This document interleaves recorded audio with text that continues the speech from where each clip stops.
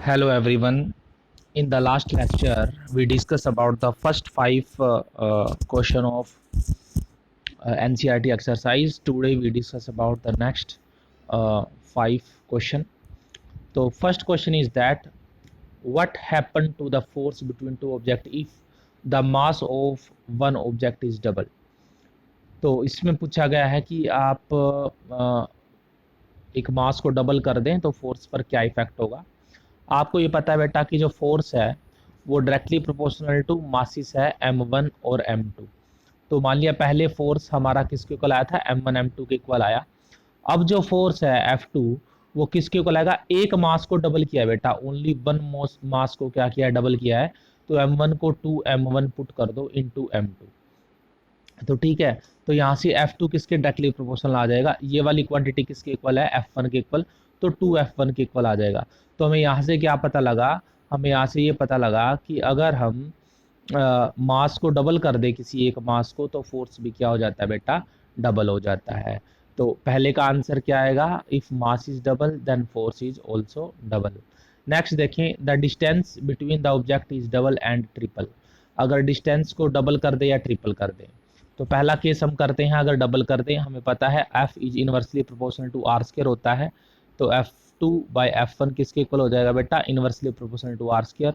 तो R1 square ऊपर आ जाएगा, R2 स्क्वायर नीचे आ जाएगा। तो इसने बोला है कि लेंथ को डबल कर दें, तो R2 को 2R1 पुट कर दो, तो F2 बाई F1 किसके इक्वल हो जाएगा, F2 बाई F1 आएगा R1 स्क्वायर, इसको 2 पुट करेंगे तो 4R1 स्क्वायर आ जाएगा। तो R1 स्क्वायर से R1 स्क्वायर कैंसिल, तो F2 की वैल्यू आ जाएगी F1 बाई 4। F2 की वैल्यू क्या आएगी हमारे पास, F2 की वैल्यू आएगी बेटा F1 बाई 4, यानी फोर्स क्या हो गया, कम हो गया। सिमिलरली अगर आप ट्रिपल पुट करते हैं तो यहाँ पर 9 आ जाएगा, तो F क्या हो जाएगा, 9 टाइम्स कम हो जाएगा। उसके बाद what is the importance of universal law of gravitation. Universal law of gravitation की क्या इंपॉर्टेंस है, तो पहली इंपॉर्टेंस तो ये है कि rotation of earth around sun, earth sun के अराउंड रोटेट करता है, तो ये ग्रेविटेशन की वजह से करता है। और मून अर्थ के अराउंड रोटेट करती है, तो ये भी किसकी वजह से करती है, यूनिवर्सल लॉ ऑफ ग्रेविटेशन की वजह से करती है। कोई ऑब्जेक्ट अर्थ की तरफ अट्रैक्ट हो रहा है तो वो भी किसकी वजह से हो रहा है, यूनिवर्सल लॉ ऑफ ग्रेविटेशन की वजह से। और जो टाइड्स होते हैं ओशियन के अंदर वो क्यों आते हैं, यूनिवर्सल ऑफ ग्रेविटेशन की वजह से। आगे बेटा what is the acceleration of free fall. ये मैंने आपको पहले ही बताया कि अगर कोई ऑब्जेक्ट फ्रीली फॉल हो रही हो तो कितने एक्सेलरेशन के साथ होगी, एक्सेलरेशन ड्यू टू ग्रेविटी के साथ होगी, उसी को हम क्या बोलते हैं, एक्सेलरेशन ऑफ फ्री फॉल बोलते हैं। उसके बाद what do we call gravitation force between the earth and object. what do we call gravitation force between the earth and object। यानी कोई अर्थ है और कोई ऑब्जेक्ट है, ये अर्थ है मान लिया, ये ऑब्जेक्ट है, इनके बीच क्या है, फोर्स ऑफ अट्रैक्शन है, ग्रेविटेशन फोर्स ऑफ अट्रैक्शन। तो उसको हम क्या बोलते हैं, तो जैसा कि आपको पता है कि अर्थ जिस फोर्स से किसी बॉडी को ऑब्जेक्ट अर्थ जिस फोर्स से किसी बॉडी को अपनी तरफ ऑब्जेक्ट करती है उसको हम क्या बोलते हैं बेटा, वेट ऑफ द ऑब्जेक्ट बोलते हैं। और वेट ऑफ द ऑब्जेक्ट किसके इक्वल होता है बेटा, तो वेट ऑफ द ऑब्जेक्ट होता है mg के इक्वल, तो उसको वेट बोलेंगे। उसके बाद बेटा यहाँ देखें, मैंने आपको एक बात और बताई थी कि ये जो अर्थ है यहाँ पर जो ये वाली रेडियस लेंथी है, तो यहाँ पर acceleration due to gravity at equator कम होगी और पोल पर क्या होगी, ज़्यादा होगी। इस क्वेश्चन में देखें 10th में, Amit buy few gram of gold, वो कुछ क्या खरीदता है, गोल्ड खरीदता है।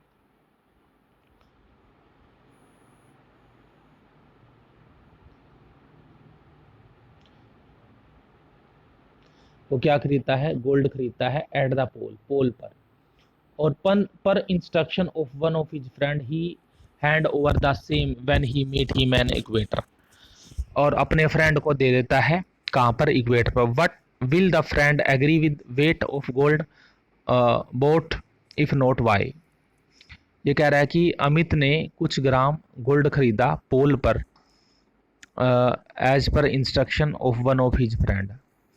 ही hand over the same when he meet him at the equator, और उसको दे देता है जब वो इक्वेटर पे होगा। Will the friend agree with the weight of gold bought, तो क्या वो उस वेट से एग्री होगा? वाई, क्यों नहीं होगा? तो देखें, उसने बेटा कहाँ पर खरीदा? पोल पर खरीदा, तो पोल पर वेट ज़्यादा होगा, मान लीजिए 5 ग्राम होगा। इक्वेटर पर आएगा तो एक्सेलेरेशन ड्यू टू ग्रेविटी की वैल्यू कम होगी, यानी वेट कम हो जाएगा ऑटोमेटिकली मान लिया 4 का, तो वो एग्री नहीं होगा, वो बोलेगा इसका वेट क्या है, कम है। तो ऐसा क्यों नहीं होता? क्योंकि value of G is greater at the pole than equator. उसके बाद देखें, why will a sheet of paper fall slower than one that is crumble into ball, यानी कि एक शीट ऑफ पेपर बहुत धीरे से अर्थ की तरफ आती है, लेकिन जो आप उसको उसकी बाल बना दें पेपर की, तो वो बहुत जल्दी आ जाती है, क्योंकि एयर रेजिस्टेंस के कारण। ये सीट है, इस पर हवा का प्रेशर रेजिस्टेंस ज़्यादा होगा, बॉल है इस पर कम होगा। आगे देखें, gravitation force on the surface of moon is only 1/6 as strong as gravitation force on earth, what is the weight in newton of a 10 kilogram on the moon and the earth. तो बेटा मास कितना दिया है? मास दिया है 10, तो अर्थ पर wait कितना होगा? 10 इंटू जी के इक्वल होगा 10 जी, यहाँ पर एक्सेलेरेशन ड्यू टू ग्रेविटी है, और मून पर वेट क्या हो जाएगा? इसको 6 से डिवाइड कर दें तो इसके इक्वल वेट हो जाएगा। 13 क्वेश्चन देखें, why a ball is thrown vertically upward with a velocity 49 metre per second, calculate maximum height. तो देखो बेटा, v is equal to u plus a t होता है, जब कोई बॉडी मैक्सिमम हाइट तक जाएगी तो मैक्सिमम हाइट पर जैसे ही पहुंचेगी तो वो रुक जाएगी, तो फाइनल वेलोसिटी 0, इनिशियल वेलोसिटी कितनी हुई बेटा? 49, और जो एक्सेलरेशन हुआ वो कितना है बेटा आपका? एक्सेलरेशन तो आप पुट करोगे 9.8, तो आपने टाइम निकालना है, तो टाइम की वैल्यू क्या आ जाएगी बेटा? यहाँ से ये आ जाएगी 9.8 t is equal to 49, so we can say that t, तो टी की वैल्यू क्या आ जाएगी बेटा? टी की वैल्यू आ जाएगी 490/98, तो ये कितना आएगा? 2 पे कैंसिल हो जाएगा, तो ये आ जाएगा 5, तो 5 सेकेंड इसका क्या आ जाएगा बेटा? आंसर आ जाएगा। उसके बाद है total the total time it take to return to the surface of earth, और total time it take to return the surface of earth, तो दोबारा आने में, तो जाने में तो कितना टाइम लगा बेटा? जाने में आप बोलोगे टाइम लगा 5 सेकेंड, और आने में कितना लगेगा? तो आने में देखें बेटा कितना टाइम लगेगा। तो जब ये टॉप से कहाँ पर आया? बॉटम में आया, तो एक बात ध्यान रखें, जब हम किसी बॉडी को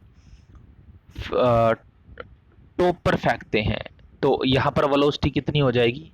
0 हो जाएगी, और जो फाइनल वेलोसिटी होगी, फाइनल वेलोसिटी भी बेटा कितनी होगी? जितनी हम जिस इनिशियल वेलोसिटी के साथ उसको थ्रो किया जाएगा उसी वेलोसिटी के साथ वो वापस आ जाती है।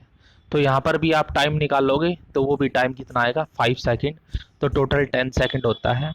और एक बात का आपको और पता लगा यहाँ से कि time of ascending is equal to time of descending, यानी जितना टाइम बॉडी ऊपर जाने में लगाती है उतना ही बॉडी डाउन आने में लगाती है, तो नेट टाइम किसके इक्वल हो गया बेटा? 10 सेकेंड के इक्वल हो गया, इस बात का आप ध्यान रखें।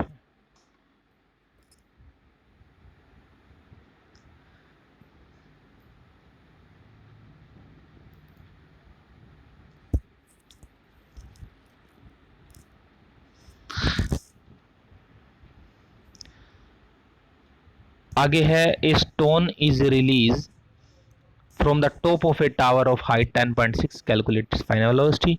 तो इसमें बेटा आप क्या लगाओगे? V square minus u square is equal to 2s लगाओगे, और यहाँ पर आपको s की वैल्यू दे रखी है 9.6, a की वैल्यू 9.8 रखें, और वैल्यू निकाल लें, u की वैल्यू 0 पुट कर देना। तो यहाँ तक आप कर लें 14 क्वेश्चन तक, नेक्स्ट हम अगली क्लास के अंदर डिस्कस करेंगे। Thank you.